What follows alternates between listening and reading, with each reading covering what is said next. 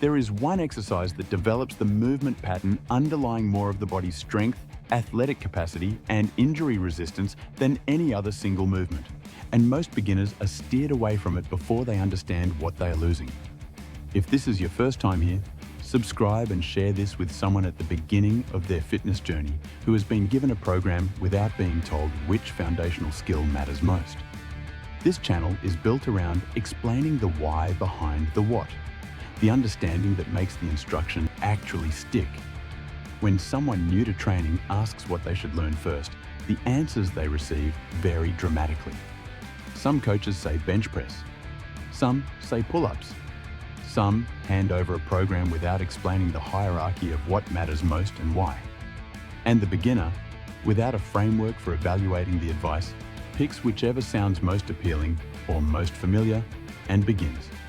What almost no one tells them is that there is a specific movement pattern so fundamental to human physical function, so present in athletic performance and daily life, and so directly correlated with long-term strength development, joint health, and injury resistance that its mastery before anything else would accelerate every other aspect of their physical development.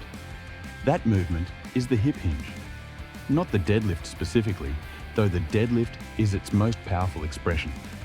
The hip hinge, the pattern of loading the hips and posterior chain by pushing them back while maintaining a neutral spine, is the foundational movement skill that governs safe and effective loading of the body's most powerful muscle group, and the one most completely absent from the daily movement vocabulary of most people beginning a fitness program. Why the hip hinge is the foundation. The human body's most powerful muscles are in the posterior chain, the glutes, the hamstrings, and the spinal erectors. These muscles are responsible for hip extension, the movement of driving the hips forward from a loaded position. This movement is the mechanical basis of every athletic action requiring power output: sprinting, jumping, lifting, throwing, and the majority of sports movements that define physical performance. It is also the movement most chronically weakened by the sedentary postures that most people bring into their first gym session. Extended sitting shortens the hip flexors and reduces glute activation, creating a pattern in which the lower back compensates for the lack of posterior chain engagement in any movement requiring hip flexion under load. When someone with dormant glutes and tight hip flexors attempts to lift something heavy from the floor or performs any loaded exercise that places the hips in a flexed position, the lower back takes the load that the posterior chain should be managing. This is the mechanism behind the majority of training-related lower back injuries that beginners experience. Not a single catastrophic event in most cases, but a pattern of loading the lumbar spine in compensation for a posterior chain that was never taught to be the primary mover. Learning the hip hinge before adding significant load to any other exercise establishes the neuromuscular pattern that prevents this compensation. It teaches the body the difference between lumbar flexion, which should be avoided under load, and hip flexion, which is the intended movement.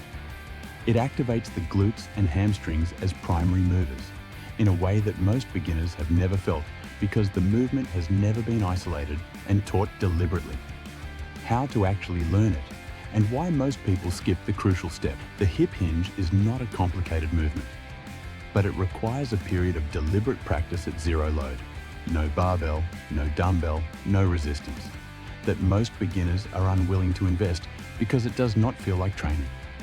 It feels like practicing nothing. That perception is wrong in a way that costs people months of productive loading once they begin working with weight. The pattern being established during bodyweight hip hinge practice is a neural pattern, a specific sequence of muscle activation, spinal position, and joint angle that the nervous system is encoding with each repetition. This pattern, once established, is what allows a loaded movement to be performed safely and effectively. Without it, the load simply amplifies whatever compensatory pattern was already present. The most effective way to learn the hip hinge begins with a wall drill, standing approximately a foot away from a wall, soft bend in the knees, and pushing the hips backward until they contact the wall, while keeping the spine neutral and the chest up. The wall provides tactile feedback for where the hips should travel, backward and behind the body, rather than downward toward the floor. The sensation of hamstring tension and glute engagement at the end of the movement is the target feedback. Once that sensation is clear and consistent in the bodyweight wall drill, the pattern transfers to a Romanian deadlift with a light load, a movement where the hips hinge back while the bar or dumbbell travels along the thighs, maintaining the posterior chain loading established in the wall drill. And from there, the entire range of hip-dominant movements, conventional deadlifts, trap bar deadlifts, good mornings, kettlebell swings, become accessible progressions built on a foundation that was properly established. This sequence, wall drill to Romanian deadlift to loaded hip hinge variations, takes 2 to 4 weeks of consistent practice at modest loads. Those 2 to 4 weeks are the most productive investment a beginner can make in their long-term training capacity, because every lower body exercise and every loaded movement pattern they attempt afterward is safer, more effective, and more precisely targeting the muscles it was designed to develop. What mastering the hip hinge unlocks? The downstream effect of a properly learned hip hinge extends far beyond the deadlift and its variations. It is the pattern that underpins squat mechanics, because a hip hinge properly loaded teaches the posterior chain engagement that prevents the forward collapse and knee cave that beginner squatters most commonly exhibit. It is the pattern that governs row mechanics, because a braced, hinged spine position is the foundation from which pulling movements can produce the upper back development they are designed for.